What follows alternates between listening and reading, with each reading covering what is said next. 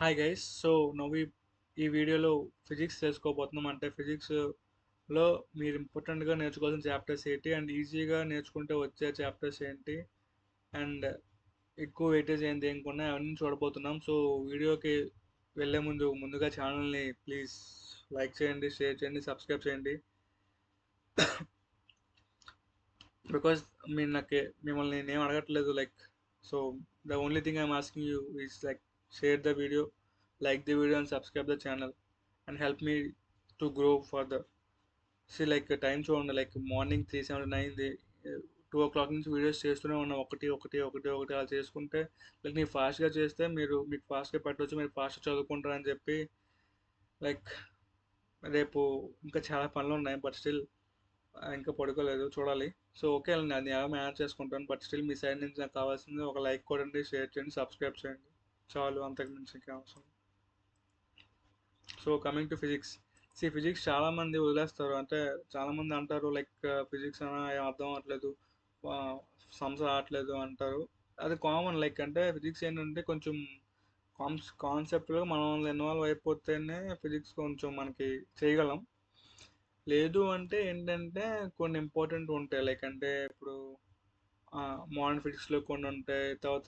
ఆ, తర్వాత first lesson ఉంటాయి కదా, ఇది ఫిజికల్ వరల్డ్ ఒకటి, తర్వాత యూనిట్స్ అండ్ డైమెన్షన్స్ ఒకటి. ఈ చాప్టర్స్ ఏంటంటే కాన్సెప్ట్స్ ఏం అవసరం లేదు. ఇప్పుడు ఈ రెండు చాప్టర్లకి ఏంటంటే జస్ట్ ఆ బేసిక్గా ఆ లెసన్స్ చదువుకున్నా చాలు. ఇప్పుడు యూనిట్స్ అండ్ మెజర్మెంట్స్లో ఏంటంటే ఈ యూనిట్కి ఈ మెజర్మెంట్స్ ఎలా క్యాలిక్యులేట్ చేస్తారు, దీనికి మెజర్మెంట్ ఎలా క్యాలిక్యులేట్ చేస్తారు, డైమెన్షన్ ఎలా క్యాలిక్యులేట్ చేస్తారు. సో దానికి లాజిక్ ఏం అవసరం లేదు. జస్ట్ ఆ బేసిక్ ప్యాటర్న్ ఉంటుంది. ఒక ఒక type of system of units నుంచి another type of system of యూనిట్స్కి మార్చడానికి ఒక ప్యాటర్న్ ఉంటుంది. ఆ ప్యాటర్న్ తెలుసుకుంటే చాలు, ఇంకేం అవసరం లేదు. సో తర్వాత మోషన్ ఇన్ స్ట్రేట్ లైన్. అంటే ఇప్పుడు ఫిజిక్స్లో అన్ని చాప్టర్స్ కొంచెం చేయాలి, బట్ అందులో ఈజీగా కొంచెం మనకు వచ్చేవి ఏంటంటే మోషన్ ఇన్ స్ట్రేట్ లైన్. ఇది కొంచెం ఈజీగా, అంటే ఈజీగా వచ్చే మార్క్స్ అండ్ ఈజీగా వచ్చే చాప్టర్స్. సో ఇట్లా వదలకండి, ఎందుకంటే ఫిజిక్స్లో మీరు అబ్జర్వ్ చేయొచ్చు, ప్రీవియస్ కూడా ఎక్కువ కాన్సెప్చువల్ బేస్డ్ అడుగుతారు. అంటే మేబీ పెద్ద పెద్ద బ్లాక్ డయాగ్రామ్లు ఇచ్చేసి, లేదంటే పెద్ద పెద్ద బ్లాక్లు ఇచ్చేసి అంత కాంప్లెక్స్ చేయడు. బేసిక్గా మీకు కాన్సెప్ట్ వచ్చే లేదా టెస్ట్ చేస్తాడు. సో అంటే ఒక సినారియో కానీ ఒక సిచ్యువేషన్ కానీ ఇచ్చి ఆ సిచ్యువేషన్ మిమ్మల్ని ఇమాజిన్ చేసుకోమని అక్కడ ఏమవుతుంది అంటాడు. సో మీరు కాన్సెప్ట్ ఐడియా ఉంటేనే ఆ సిచ్యువేషన్కి ఆ కాన్సెప్ట్ అప్లై చేసి ఆ ఏమవుతుందో ఆప్షన్ పెట్టగలరు. సో ఆ కాన్సెప్ట్ నేర్చుకోండి. ఇప్పుడు మీకు మొత్తం లెసన్ అంతా చదవలేము అని అనుకుంటే కొన్ని కీ కాన్సెప్ట్స్ ఉంటాయి కదా లెసన్స్లో, ఆ కీ కాన్సెప్ట్స్, ఆ కీ పాయింట్స్ అన్ని చూసుకొని పిఓక్యూస్కి వెళ్ళిపోండి. పిఓక్యూస్ బాగా చేయండి చాలు. పిఓక్యూస్లో కూడా కాన్సెప్ట్లు కొంచెం ఉంటాయి, అవి అర్థం చేసుకోండి. అంటే ఎందుకు ఆ క్వశ్చన్కి ఇది ఆన్సర్ అయ్యింది అర్థం చేసుకోండి. అంటే సింపుల్గా ఓకే, ఇది క్వశ్చన్, ఇది ఆన్సర్, ఇది క్వశ్చన్, ఇది ఆన్సర్, ఇది క్వశ్చన్, ఇది ఆన్సర్ అనుకుంటే ప్రయోజనం ఉండదు. సో ఆ క్వశ్చన్కి ఇది ఎందుకు ఆన్సర్ అని కొంచెం మీరు టాలీ చేసుకుంటే మీకు ఈజీ అవుతుంది. తర్వాత మోషన్ ఇన్ ప్లేన్, ఇది కొంచెం కష్టం. స్ట్రేట్ లైన్ కానీ ఇది కొంచెం కష్టం. సో ఇది మీ సొంతంగా, అంటే మీకు వదిలేస్తున్నాను. మీరు చేయగలను అంటే చేయండి, లేదంటే పిఓక్యూస్ చూసి వదిలేయండి. ఇంకేం నేర్చుకోవడం కానీ ఏం చేయకండి, బికాస్ కొంచెం కాంప్లెక్స్ అవుతుంది. తర్వాత ఈ laws of motion, work power, energy కొంచెం, అంటే కంపేర్ టు అవి పోలిస్తే ఈజీ. ఫార్ములా బేస్డ్ ఉంటాయి కాబట్టి కొంచెం వర్క్ ఎంత, ఎనర్జీ, పవర్ అన్ని ఫార్ములా బేస్డ్ ఉంటాయి కాబట్టి కొంచెం ఈజీ అవుతాయి. సో అవి కొంచెం చూసుకోండి. అంటే ఫార్ములా బేస్డ్ సమ్స్ ఏమైనా ఉంటే చూసుకోండి, లేదంటే థీరీ అండ్ ప్రతిదానికి దాని యొక్క యూనిట్స్ ఏంటి అవి చూసుకోండి. అండ్ వన్ సిస్టమ్ నుంచి అండ్ సిస్టమ్, అంటే ఇప్పుడు 1 calorie ఈక్వల్ టు 4.186 జౌల్స్ కదా, అది మనకు తెలియాలి. ఎందుకంటే మనకి సపోజ్ క్యాలిక్యులేట్ చేసినప్పుడు జౌల్స్లో వచ్చింది, బట్ ఆడు క్యా క్యాలరీస్లో ఆప్షన్ అని ఇచ్చాడు అనుకో, మనకు తెలియాలి 1 calorie ఈక్వల్ టు 4.186 జౌల్స్ అని. సో అలాంటివన్నీ ఉంటాయి, స్టాండర్డ్స్ ఉంటాయి, అవి గుర్తుపెట్టుకోవాలి. అంటే వాడు ఇస్తాడు అక్కడ క్వశ్చన్స్లో, బట్ చెప్పలేం కదా, ఇవ్వకపోతే అనవసరంగా ఒక మార్క్ పోతుంది, ఆడికెందుకు కుదిరడం ఆ మార్క్. సో గుర్తుపెట్టుకున్నారు. తర్వాత system of particles and rotational motion, అది కూడా కొంచెం డిఫికల్ట్ చాప్టరే. అందుకని నేనేం కామెంట్ చేయట్లే, అంటే మీ ఇష్టం. అంటే మీరు ఇంతకుముందు నేర్చుకున్నట్టు మీకు గుర్తుంది టాపిక్ అని అనుకుంటే మళ్ళా కీ పాయింట్స్ చూసుకోండి, కొంచెం ఇంపార్టెంట్ కాన్సెప్ట్స్ బ్రష్ అప్ చేయండి. మళ్ళీ పీఓక్యూస్కి వెళ్ళిపోండి. లేదు అసలు మాకు ఈ చాప్టర్ ఐడియా లేదు అది ఇది అంటే డైరెక్ట్ పీఓక్యూస్కి వెళ్ళి ఆ పీఓక్యూస్ చూస్తే ఆ పీఓక్యూలోని కాన్సెప్ట్స్ చూసుకోండి ఒకసారి సరిపోతుంది. దాని తర్వాత ఆసిలేషన్స్. ఈ ఆసిలేషన్స్ కూడా ఇంపార్టెంట్, అంటే ఈజీ చాప్టర్, పెద్ద ఏముండదు, లైక్ సింపుల్గా ఫార్ములా ఉంటుంది, దాని మీద ఇస్తాడు. లేదు అంటే రెండు కేసులు ఇచ్చి ఏ కేసులో ఎక్కువ ఆసిలేట్ అవుతుంది లైక్ సంథింగ్ అలా కాన్సెప్ట్లో అడిగే ఛాన్సులు కూడా ఉన్నాయి. సో అది కొంచెం చూసుకోండి. తర్వాత గ్రావిటేషన్ మ్యాక్సిమం సమ్లు ఇస్తాడు. లేదు అంటే ఇంక అంతే, గ్రావిటీ అంటే సేమ్ ఇలాగే టూ కేసెస్ ఇచ్చి ఏ కేసులో గ్రావిటీ ఎక్కువ ఉంటుంది లైక్ అంటే లైక్ టూ ఆబ్జెక్ట్స్ ఉంటాయి, వదిలేస్తాడు అంటాడు పైనుంచి, ఏ ముందు కిందకు వస్తుంది, లేదంటే అలాంటి కాన్సెప్ట్ వైజ్ అడుగుతాడు. సో అది ఒక ఇంపార్టెంట్. ఇప్పుడు మెకానికల్ ప్రాపర్టీస్ ఆఫ్ సాలిడ్స్ అంటే అలా ఉంటాయి కదా ఫార్ములా బేస్డ్, అవి కూడా అంతే. లైక్ అంటే ఫిజిక్స్ ఏంటంటే లైక్ అంటే ఇంకా అలా అన్ని కవర్ చేస్తారు కాన్సెప్ట్ వైజ్గా సమ్స్ వైజ్గా, ఏది వదిలేయడం కానీ ఏది ఎక్కువ స్ట్రెస్ చేయడం కానీ అలా ఏమి ఉండదు. సో ఇప్పుడు ఈ mechanical properties of solids and ఫ్లూయిడ్స్లో ఈ బెర్నౌల్లిస్ థియరము అవి అన్నీ వస్తాయి కదా. బెర్నౌల్లిస్ థియరం ఒకటి, ఇంకేదో థియరం ఉంటుంది.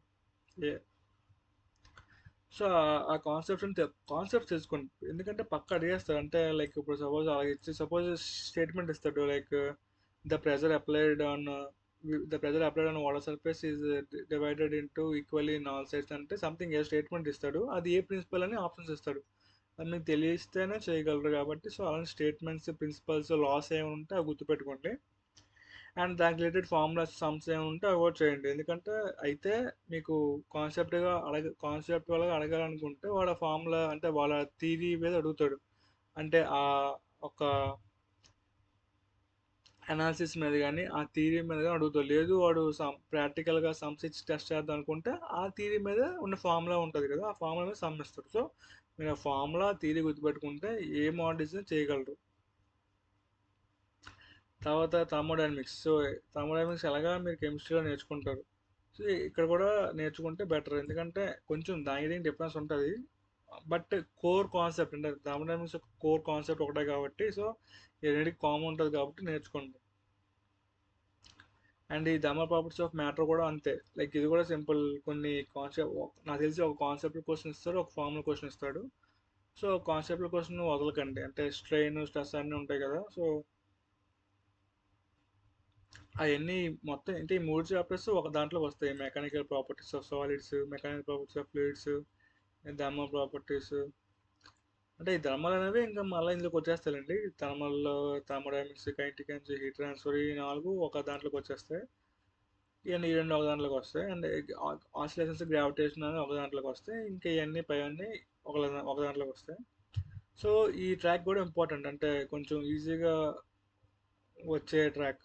Thermal properties of matter, thermodynamics, kinetic energy కొన్ని కొన్ని లైక్ అంటే కైనెటిక్ ఎనర్జీలో మ్యాక్సిమం కాన్సెప్ట్ బేస్ ఇస్తాడు, అంటే ఈ విధంగా ఉంటాయి, కొలిజన్స్ అవుతాయి, తగ్గిపోతా పెరుగుతుందా లైక్ సంథింగ్ అలా ఏమైనా కాన్సెప్ట్ లాగా ఇచ్చే ఛాన్స్ ఉన్నాయి. సో నేను ఎందుకు వెళ్ళి చెప్తున్నా అంటే ఇవన్నీ మీకు ఎలా అర్థం అవుతాయి అంటే ఈ చాప్టర్ నుంచి కాన్సెప్ట్లు ఇవ్వచ్చా లేదంటే డైరెక్ట్గా సమ్లు ఇచ్చేస్తాడా ఫార్ములా బేస్డ్ అన్నీ మీకు ఎలా తెలుస్తాయి. పిఓక్యూస్ చూడాలి. పిఓక్యూస్ చూసారు అనుకోండి, లాస్ట్ 5 years నుంచి మోడల్స్ చూస్తున్నారు మీకు తెలిసిపోతుంది. సో ఈ చాప్టర్ నుంచి సమ్స్ అడుగుతున్నాడా లేదంటే కాన్సెప్టువల్ బేస్ అడుగుతున్నాడా లేదంటే రెండు అడుగుతున్నాడా లైక్ అసలు ఏంటి అని మీకు తెలుస్తుంది చూస్తే. సో ఒకసారి చూడండి, చూసి మీకే అర్థమైపోతుంది అప్పుడు. సో ఈ లెసన్ నుంచి ఏ మోడల్స్ ఎక్కువ వస్తున్నాయి, ఏ మోడల్స్ చదవాలి అని చెప్పి మీ అంత క్లారిటీ మీకే వస్తుంది.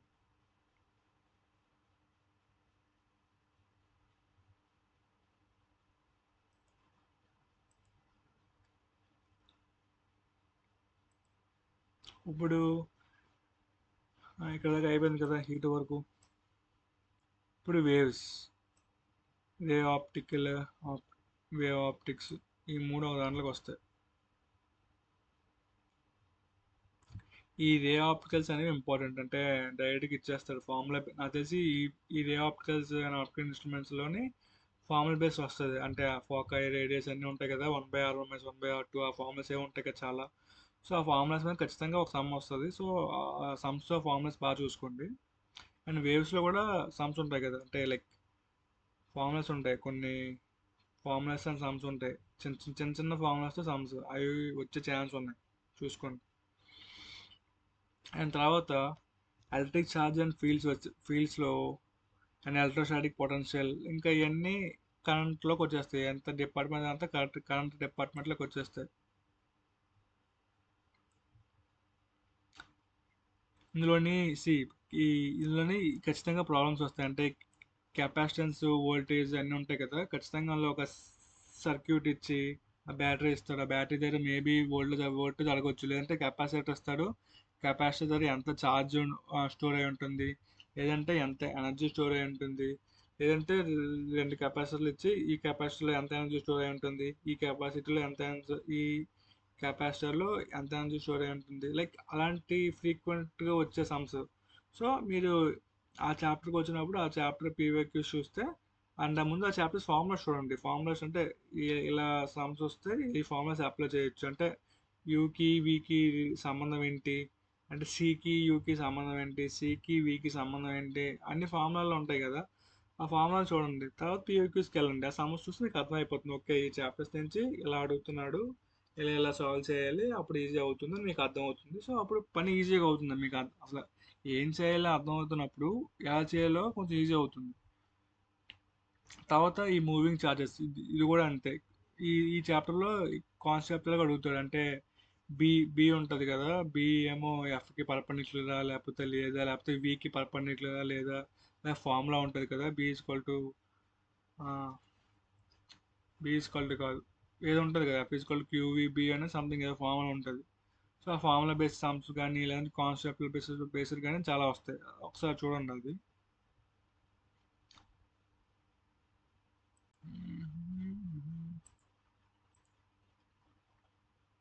And coming to this track, అంటే ఈ ట్రాక్ వచ్చేసరికి ఏంటంటే ఇంకంతే. AC current, electromagnetic wave, dual nature of radiation matter.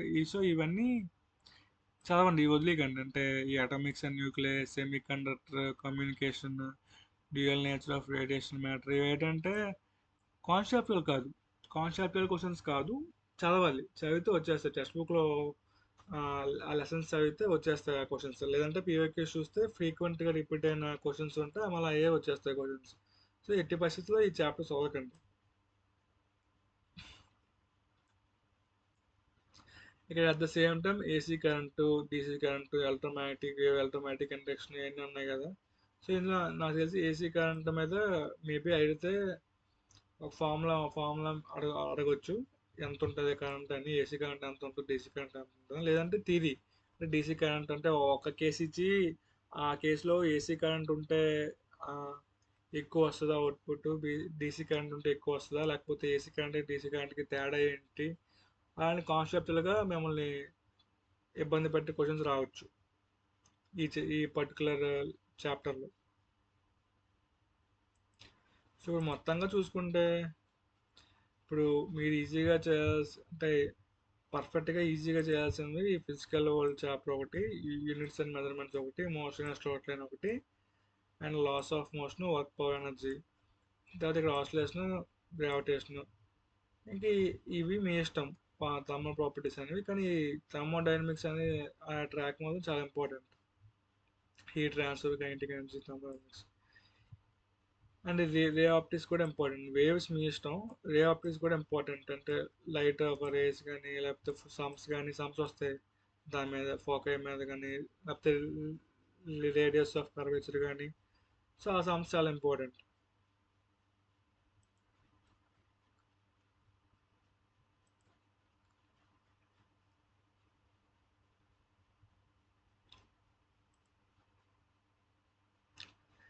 తర్వాత ఈ electric charge, field and electrostatic potential and capacitance, దీని మీద సమ్లు ఖచ్చితంగా వస్తాయి. దీని మీద ఒక ఖచ్చితంగా సమ్ ఇస్తాడు మ్యాక్సిమం, ఎందుకంటే కొన్ని సమ్లు అవ్వాలి కదా, సో అది ఖచ్చితంగా దీని నుంచి ఇస్తాడు. సో మీరు ఇందులో ఉన్న అన్ని ఫార్ములాస్, మోడల్స్, పీవైక్యూస్ చూసుకుంటే ఖచ్చితంగా అది ఎలా తెప్పించినా మీరు చేసేయగలరు. బికాస్ మీరు ఫార్ములాస్ చూస్తారు, పీవైక్యూస్ చూస్తారు, కాన్సెప్ట్ తెలుసు, సో మీరు ఖచ్చితంగా చేయగలరు. ఈ తర్వాత ఇక మూవింగ్ ఛార్జెస్లోకి వస్తే నాకు తెలిసి వాడు థియరిటికల్గా అడుగుతాడు. అంటే ఎఫ్కి, వికి బీకి, ఎఫ్కి ఏం సంబంధం, ఒకటి పెరిగితే ఒకటి ఎలా పెరుగుతుంది, తగ్గుతుంది ఎలా తగ్గుతుంది, స్పీడ్కి దానికి సంబంధం ఏంటి అయినా అడుగుతాడు. లేదంటే డైరెక్ట్ సమ్ ఇచ్చేస్తాడు, ఆ ఫార్ములా బేస్డ్ సమ్ ఇచ్చేస్తాడు. అది డిపెండ్స్, మీ అదృష్టం అప్పుడు ఎలా ఉంటుందో అలా వస్తుంది. అండ్ వీటికి వచ్చేసరికి ఇంక ఖచ్చితంగా మీరు ఈ 4 చాప్టర్లు చదవండి. Dual nature of radiation and matter and atomic nuclear semiconductor chemical systems. పోతే పోయింది, ఏముంది, 4 మార్కులు వస్తాయి కదా. జస్ట్ లెసన్లో ఏంటంటే చూసుకోండి, ఇంపార్టెంట్ కాన్సెప్ట్స్ ఉంటే లేకపోతే కీ పాయింట్స్ చూసుకోండి. పోనీ మేము మొత్తం లెసన్స్ అవ్వలేము అంటే కీ పాయింట్స్ ఉంటాయి కదా, ఈ లెసన్ ముందు కానీ లెసన్ తర్వాత కానీ కీ పాయింట్స్ ఉంటాయి కదా, ఆ కీ పాయింట్స్ చూడండి. లేదంటే మీకు ఇచ్చిన మెటీరియల్స్లో కీ పాయింట్స్ ఉంటాయి, ఆ కీ పాయింట్స్ చూడండి. అండ్ దాని తర్వాత ఏసీ కరెంట్కి డీసీ కరెంట్కి సంబంధం ఏంటి, డిఫరెన్స్ ఏంటి, ఎప్పుడు ఏది ఎక్కువ వస్తుంది అన్నీ చూసుకోండి ఒకసారి. ఇంకా అంతే. ఇంకా ఈ రకంగా అన్ని ఫిజిక్స్ కవర్ చేస్తే ఒక 20+25 అలా ఈజీగా వచ్చేస్తాయి. అండ్ దాని తర్వాత మీరు ఇంకెంత కష్టపడితే అంత, సి ఎంత కష్టపడి ఎవడు అంత కష్టపడితే వాళ్ళకి అన్ని మార్కులు వస్తాయి. So please share the video, like the video and subscribe the channel. And Sanjay మాకా సైనింగ్ ఆఫ్.